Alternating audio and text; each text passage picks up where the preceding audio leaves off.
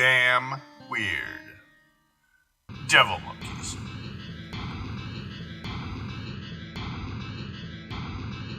The first reported encounter with this swift, dangerous predator occurred in 1934 in South Pittsburgh, Tennessee. According to these reports, which were allegedly published in national newspapers, eyewitnesses described a mysterious beast that could leap across fields with lightning speed. This ability to jump great distances, up to 20 feet according to some accounts, have led to speculate that these animals may have something in common with something I'd never heard of before, which are kangaroos in the United States. Apparently reported for decades. So that, another one I found I didn't know of, so I'm going to put that on my list, and we'll hit that one later. There have been reports of devil monkeys, which are large baboon-like primates that are now being spotted in the wood areas of Flagstaff, Arizona. The eyewitnesses said that she noticed her dog was acting very agitated when they were on their hike through Mount Eldon Forest Trail, when she noticed a small group of primitive-looking creatures scurrying through the rocks. She described them as 4 to 5 feet, very quick and agile. These so-called creatures are called devil monkeys in other places in the United States. There have also been other sightings in other states such as New Mexico, Utah, and Colorado. A unique breed of monkeys, described as being about 3 to 4 feet tall.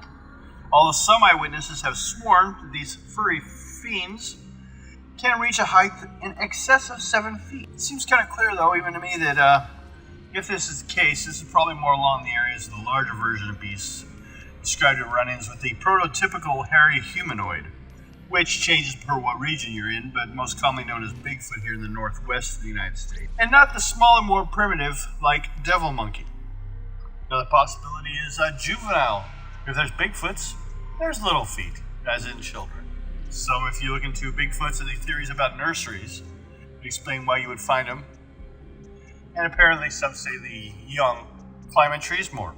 Unlike the legendary gorilla like Bigfoot or Yeti, these creatures have been seen throughout America's South, Midwest, and far north as Alaska. They've been described as shaggy canine-faced baboon-like creatures with powerful, almost kangaroo-like legs, a trait they share with the South America's notorious goat sucker, the chupacabra. Other distinguishing traits that devil monkeys are said to bear include a 3-toed, razor-clawed feet, tiny pointed ears, and a long, often bushy tail. The suggestion is that those who think they're seeing kangaroos from a distance, although oddly enough in America, are in fact spying devil monkeys. While these 1934 encounters may or may not be associated with this phenomenon, the first official devil monkey sighting occurred in 1959, while a couple by the name of the Boyds were driving through the mountains near their home in Saltville, Virginia. According to the account, an ape-like beast attacked their car, leaving 3 scratch marks upon the vehicle.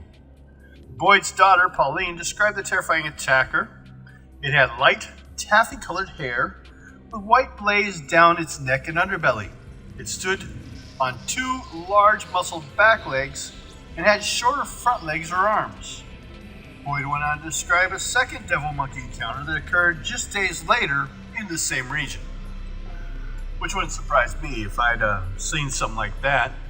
I would probably go back and check the area later on, probably in more safe times as in the daylight, see what I could have found or what I may have misunderstood or what I saw. So credits for him on checking it out a second time. Several days after the incident, though, 2 nurses from a Saltville area were driving home from work one morning and were attacked by an unknown creature who ripped the convertible top from their car. Luckily, the nurses, though surely frightened out of their wits, were unharmed. Later in 1969, esteemed mystery ape researcher John Green looked at the accounts of the long-tailed monkey beast that eyewitnesses claim to have been lurking near Mamquon, British Columbia. These creatures was said to have left a series of distinctive 3-toed tracks, much like those attributed to the devil monkey, while actually moving away from what commonly would be seen as Bigfoot.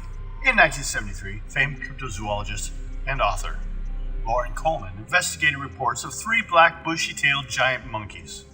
They were said to have slaughtered livestock in Albany, Kentucky. Coleman mentioned the event in an interview with Animal Planet. She investigated that case in depth, interviewed the people, who were very sincere, she thought, to the whole context of the devil monkey reports. It seemed extremely sincere. You have these reports of hairy monkey-like creatures with tails very different from Bigfoot. In 1979, there were reports of encounters with bipedal monkey-like critters known as the Bigfoot, which hailed from the rural depths of Georgia. One female eyewitness described it as the ugliest looking thing I'd ever seen. It had a tail like a beaver, but it's bushy. She also claimed it bore a face like a dog.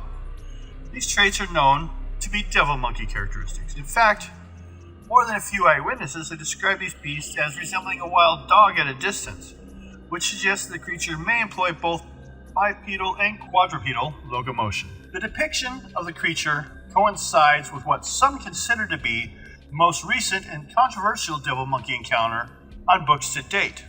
According to the report, on January 12, 2006, an anonymous witness claimed that he and his family entered their Chicago home. What he asserted was a devil-like creature violently attacking his 6-year-old Labrador dog.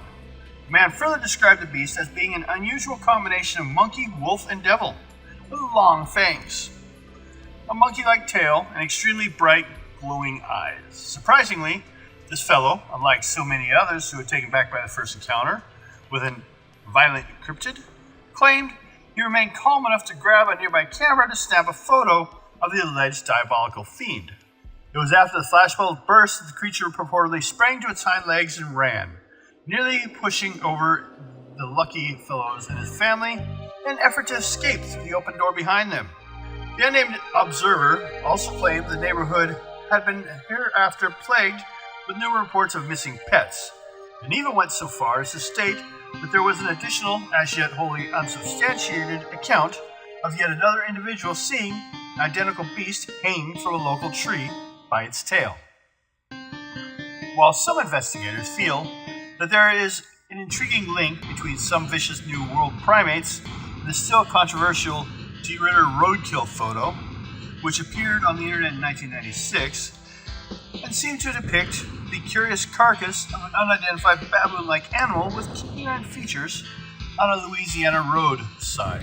It's worth mentioning that in 1996, Louisiana was also the site for another strange encounter witness that seems very much like the devil monkey.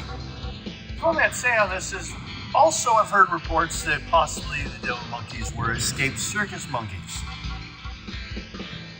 And the only problem I find with that is the type of monkey does not look like any circus monkey.